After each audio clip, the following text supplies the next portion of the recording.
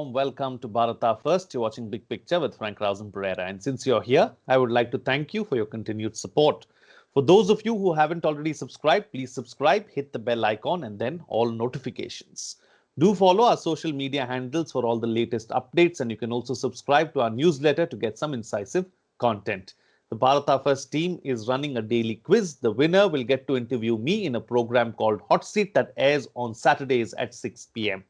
Details are in the description of this video. There is also a contribution link for those who would like to contribute. Do continue to show your love and support because a small step that you take is a giant leap for us. So kindly go through all the information in the description of this video.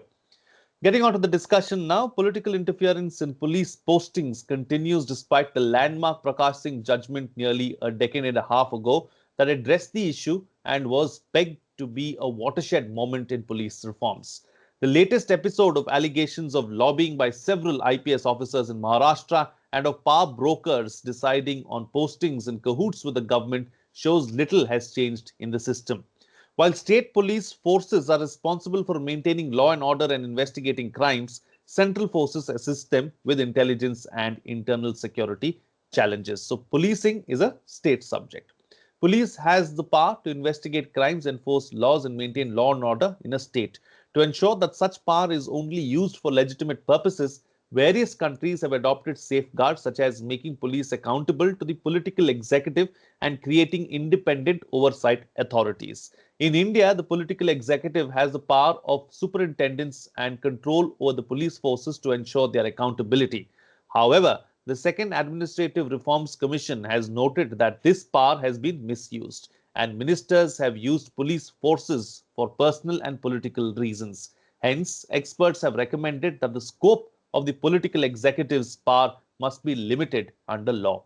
In this edition of Big Picture, we will analyze the issue of police reforms. Joining me on the program today are RVS Mani, author and internal security analyst, Vikram Singh, former DGP Uttar Pradesh, and Suhas Chakma, Director, Rights and Risks Analysis Group. Thank you to all my guests for joining me on this edition of Big Picture.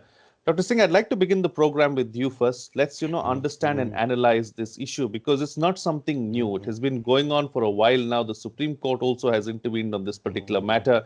There have been several committees that have made their recommendations as well.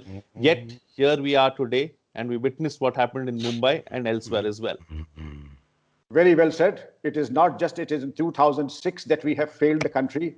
I go back to the year 1902, A.H.L. Fraser, who was head of the police commission, and he had 5 observations. The police are today incompetent, ill-trained, and not able to get the confidence and the credibility of the people, and they are poorly supervised. Not much has changed in the last 119 years, and after almost 74 years of independence, as also the solemn orders passed by the Honorable Supreme Court, only 14 states have passed their legislations, and not just for the sake of passing them by way of compliance, but by way of an eyewash. I mean, we need a better police than what we had 74 years down the line. The British gave them the most friendly police force on the planet, that is the Bobby, and gave to us what is known as an oppressive and a feudal mindset of the police. You also mentioned Mumbai. That highlights every fault line in the policing that we have today: political interference, corruptions, bad training. And I would say that there are 2 sides of a coin. One is this rotten police system, and the other is the even more rotten political system. And both are fleecing the people and the nation, Frank. Absolutely. Mr. Mani, let me bring you in here. What is the biggest challenge in implementing what we already have? We know that we know what we have to do, but strangely, we just don't want to do it. So, what's holding us back? Madhav Menon's commission, Justice Malinath Committee, 21st September 2006 Supreme Court orders were all handed over to another committee headed by one Mr. Thomas. And the entire, and including another important reports about second report of the 8th report of this government, second administrative reforms, headed by Veerappa Moily. The entire thing is how to circumvent it, as Dr. Vikram Singh has already said. 14 states did implement some of the Supreme Court's recommendation in the form of eyewash. This committee was to want a defense mechanism as to how not to implement it instead of really giving a serious thought. I've been involved in the implementation. I filed affidavits in the Supreme Court, so to that extent I know. So with this mindset of refusal to change, resistance to change, whether it is the political system, whether it is the police structure presently. Number two is, see, let me put it in a simple way. Wherever the judiciary wants, they change their own systems and reforms. Wherever it suits them. For example, I will take you a case of Justice Loya Justice Loya's death, which was investigated with Supreme Court committee. The Supreme Court committee had said that all the judges have already given a written statement. There is no need to file an affidavit in this matter. Does it not apply to the same to a prosecution officer? A prosecution officer has to be called in as a witness after file an affidavit after he has filed the charge sheet repeatedly, and sometimes he is called in as a witness 12 years, 14 years down the line where he might have even forgotten the facts. So this has a very lackadaisical approach, and as people are talking about conviction rates, this needs to be addressed. There are certain ground realities we have to live with. That needs to be modified. That needs to be addressed. It is not that the entire CRPC requires a total overhaul. So many sections. Now, this is one thing which I said. The criminal trial in the sessions or wherever it is. Once the charge sheet is filed, I think and the committal cognizance has been taken of the charge sheet, repeatedly calling the investigation officer. An investigation officer might have been a different, say in Batla House case, somebody was the investigation officer. He had been transferred to Merrily and this and that, then he came back. Every time, going to a criminal trial and deploying an officer for 6 hours or 8 hours in a day, diverting the resources from his other jobs. These are all very basic matters. I think we have something with it. When the judiciary has defined that structure, please learn it from them. You incorporate that part also in the CRPC. Like that, there are several places where the lessons are available. Pick it up. Prakash Singh versus Union of India case of 21 September 2006. There were many very good suggestions, including police complaints committee authority and all that. None of them has been given any effect to fixed tenure of senior officers of police, different operational personnel of police. All these things have been addressed. But sorry, we have not. Administrative reforms, second administrative reform, this 8th report, which was again a political report, trying to take political oversight to the intelligence agencies. That was one of the major points. Besides that, there was nothing, and the politicians really wanted to take it, but one of the Home Secretaries and certain top intelligence heads somehow came together and scuttled it. Otherwise, you would be having two politicians overseeing our IB and ROM. So politicians are only picking and choosing, cherry picking on their the reports. They are not really into the overall reform. So we have to somewhere start it. I think this government should able to do it. This is what I wanted to submit here. Okay. All right. Points taken. Let me bring in Suhas Chakma now, who's listened to the other two panelists so far. Suhas, what are your thoughts on this entire issue? Because, you've seen it from close quarters as well. And if you look at it, there are different problems in different areas of the country and in different states. I think the sole problem is actually accountability, because political system doesn't want any accountability. So they treat themselves in a manner that they are above everything else. And similarly, I think with respect to the police, also there is a problem of accountability. So whenever we talk about police reform, usual discussion is actually only structure, or the kind of facilities needed. They need to separate investigation from the law and order, which is a huge problem in the country, because if an investigating officer is busy with law and order or maintenance of crowd, or he's busy in bandobast, etc., then obviously he cannot investigate. Investigation is also a serious issue. So I think the root cause of the problem is the accountability. We did not have accountability during the British period because the colonial structure wanted to repress the people. So once we, became an independent country, we also needed to bring this accountability. But from the beginning, I mean, I would say from the time the constitution was drafted, I mean, no amendment was made with respect to Section 197 CRPC. As the time went by, we expanded it and we expanded it. And at this point of time, I think none of the political parties, including the present government, they want any police reform. Because if you want police reform, then you will lose control. So unless we reform the system in a manner where everybody is accountable as per the law, then it becomes, very, very difficult. And I think the final point which I wanted to say is that, of course, in certain cases, there is a need for defense of your action, whether you have done it good faith or, or you have done it bad faith. But that decision should be left to the judiciary to decide. I mean, when a particular officer is accused or a particular political officer is accused or a politician is accused, then the government says that we will not give this sanction for prosecution. Fine, you deny it, but that decision has to be subject to judicial scrutiny. Then if the judiciary believes that yes, the action was done in good faith, then you protect it. Then if it's not done in good faith, then of course judiciary might question that the sanction doesn't apply. So I think the key problem is political parties, they do not want any accountability, and as time passes, they become more and more control freak. It's not that the current government is the only one which is conducting some of the activities which people do not like it. I am sure any other party had come to power with absolute majority, they would have exactly done the same thing. So I think the main problem is, I think we are not trying to establish an accountable democracy. That's the main problem. So, Dr. Singh, let me come back to you now, and I think we'll go into specifics over the next 5 or 7 minutes and try and address them as well and see if those can actually be addressed. There is definitely a lack of trust deficit when it comes to the general public with dealing with the police. Police is like the last resort that people want to take up. There's this sense of fear when they have to approach the police. How do we change that? Because the community and the police need to work together if we have to build a better society. Obviously, Frank, the oppressive concept of police is long outdated and is not even worth selling it to the Raddiwala. It has to be community policing. It has to have a friendly face.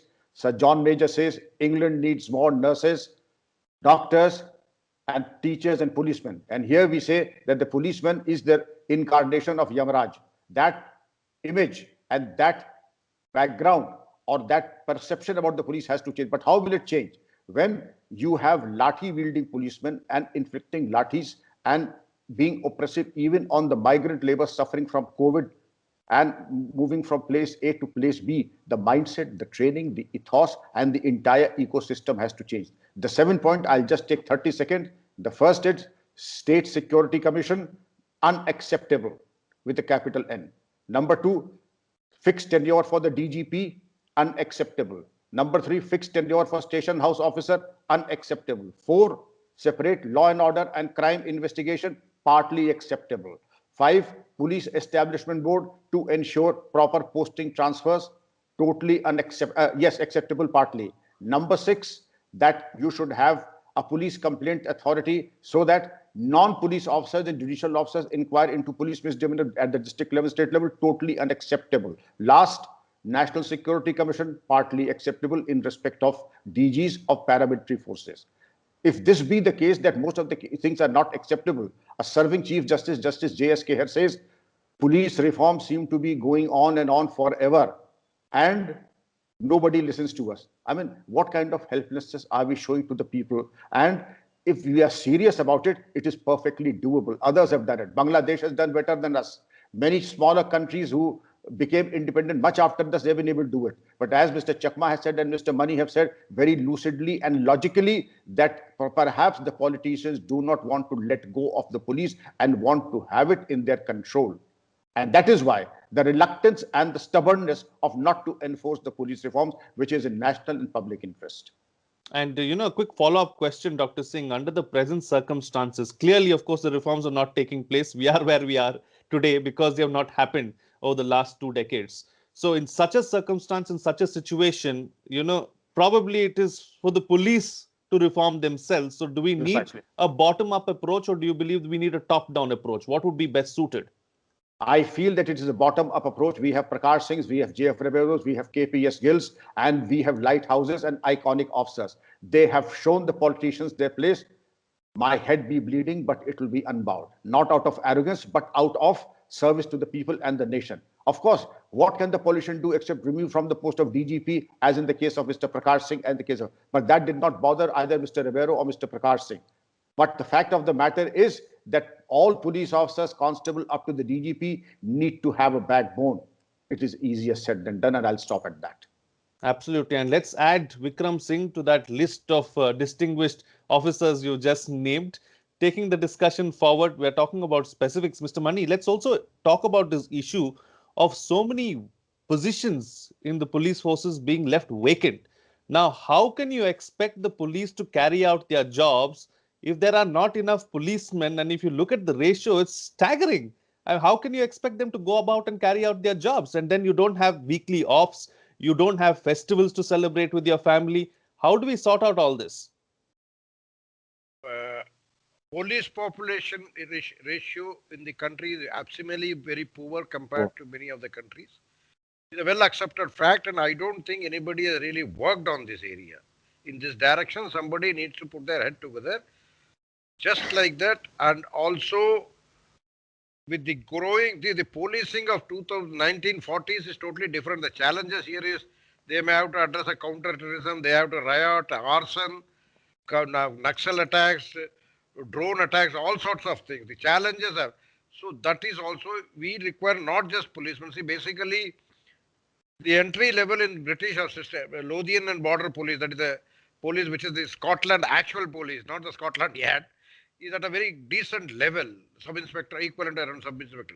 We are still going in for the constabulary. The policemen are still insisting on intelligence gathered through beat constable system, and that person neither has been considered as the target of a good quality training, nor is he educationally well versed, because the level of requirement is only 12th pass or 10th pass. I don't know the present situation. You require certain level, pay scale should be better, a sub-inspector or assistant sub-inspector entry point with a proper training, 2 years of total attachment in different circumstances, recalibrate the training, ask him to handle cases also. There are so many issues which needs to be required to address this, because we just don't need the numbers. Police population, just to obviate the police population ratio, we just need the numbers and go for rapid recruitment. There also so much of politicians take place. If Mulayam comes, it is all Yadav policemen recruited. If Mayawati comes, it is all Jatov procured. These have happened. It has happened in UP. Mr. Vikram Singh, he must have known it well. But we don't want. We want a very completely neutral, ethnic neutral recruitment policy with no interference, proper professional recruitment, professional trainings, and no community.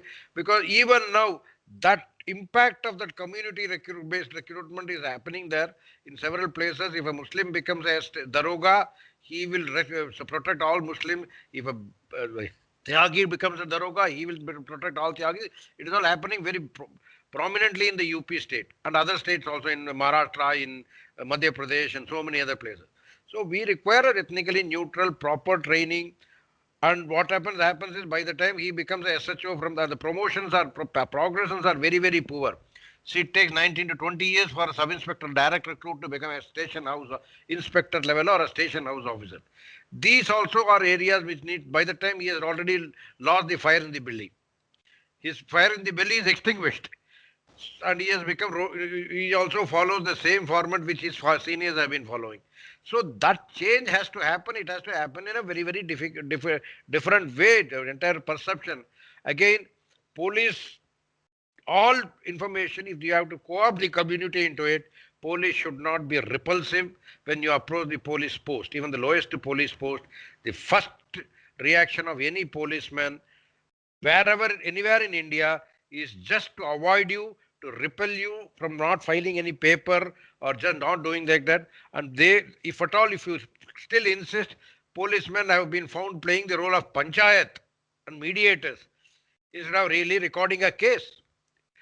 if it is a crime against the public at large, he will counsel you not to get into trouble. If your own personal losses are there, and if you are able to lever some pressure on him, he will say, he will act like a panchayat.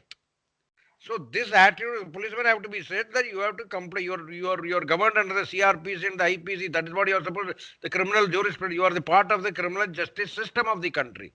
You are not just to swing over your latis. These are all very important ingredients which needs to be brought into the training process and then also properly monitored at some level, so that either to the community level, all those things, they may be you recalibrate the annual performance appraisal format, so that even this is also a component for which 25 out of 100 marks are given. Correct. All these things have to go. Once that type of a fear is there, he will not start doing the Panchayat Raj, and he will do more on the act more for the law. And also make the recruitment of police ethnic neutral. Somehow it has to be insulated from any ethnic level parties or this political. That has to be insulated. There is no question about that. And we need quality personnel to be recruited, not just the numbers to obviate the police population ratio. Absolutely. Some very valid points there made by Mr. Mani. Let me take them forward with Mr. Chakma. So, clearly we know what needs to be done. Clearly there are several issues really as far as police reforms are concerned. Now, who's going to ensure that we go ahead and do it? Because the Supreme Court orders are not being followed. Nobody is actually doing it on the ground. Everything that we've seen so far, the 14 states that have implemented it, it's an eyewash. So is it the court's prerogative, or who's actually going to ensure that this is done? No, I just want to take off from what Mr. Mani had said. I think, we have to accept that, everything cannot be done by the judiciary, but also there has to be some reform from the police side. It's often difficult and, not possible for individual officers. But I think if we look at the way the entire police behavior and the response of the government of India, I think we find this situation. Last 3 months, the Supreme Court has been persisting with the government of India and the state government, saying that you should install CCTV cameras inside the police station, as well as in the offices of the agencies which conduct interrogations. So Supreme Court has already given the direction that you place the CCTV cameras, including in the bathrooms, as well as in the corridors where the investigation takes place, etc. But the central government itself has been opposing installation of the CCTVs.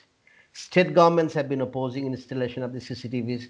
So there are specific directions from the Kolkata High Court as well as the Mumbai High Court saying that install the CCTV cameras, and in areas where CCTV cameras have been installed, they have not been functioning, and Mumbai High Court said that there has to be an officer to be appointed who will be accountable for the functioning of the CCTV cameras.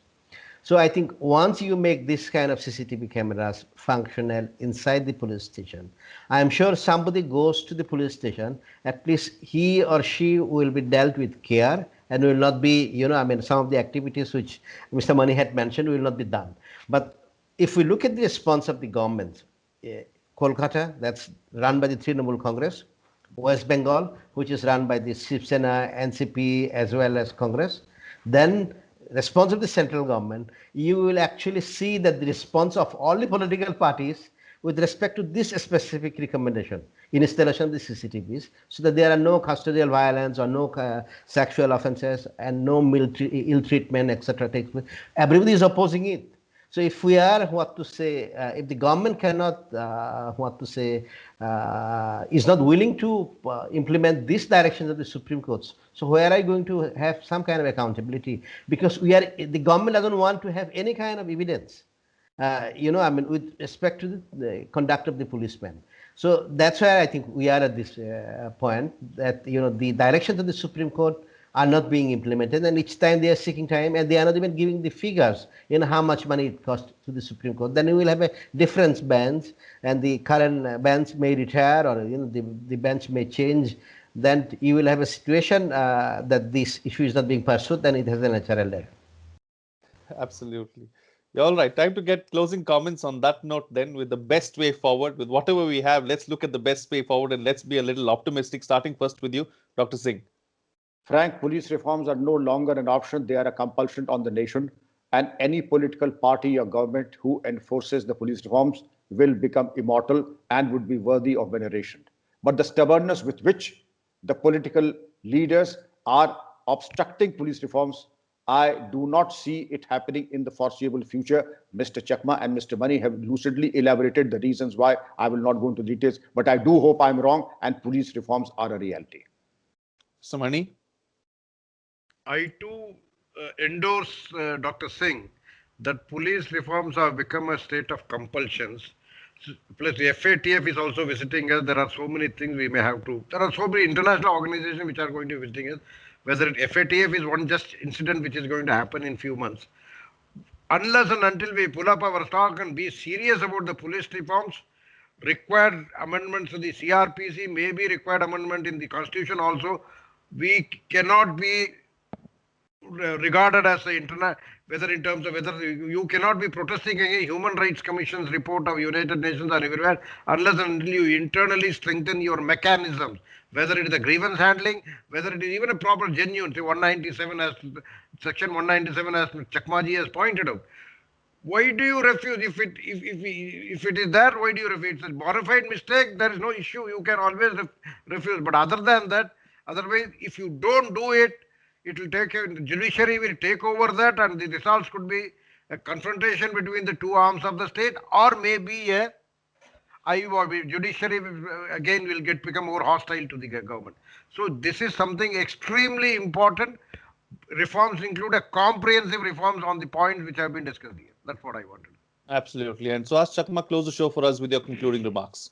No, I think I agree with both what Dr. Singh and Mr. Mani had said. It's just in a way some kind of helplessness, because the police reform is not agenda of the government of the day, and it's a government which has an absolute majority in the parliament, and they can bring amendments. So if they have not brought the amendments, if you are only interested in the amendments of Article 370 because it's your political agenda, and you do not touch with actually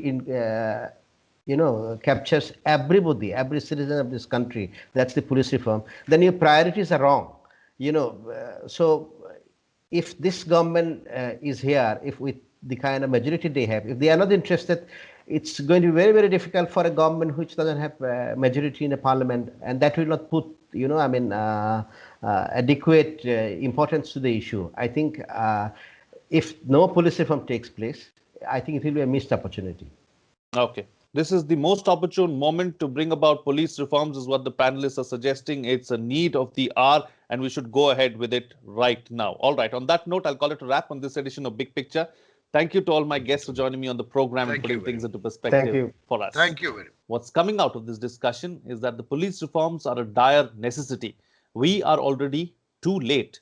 It should have been done a long time ago. We are still holding on to our colonial past and not changing with the times.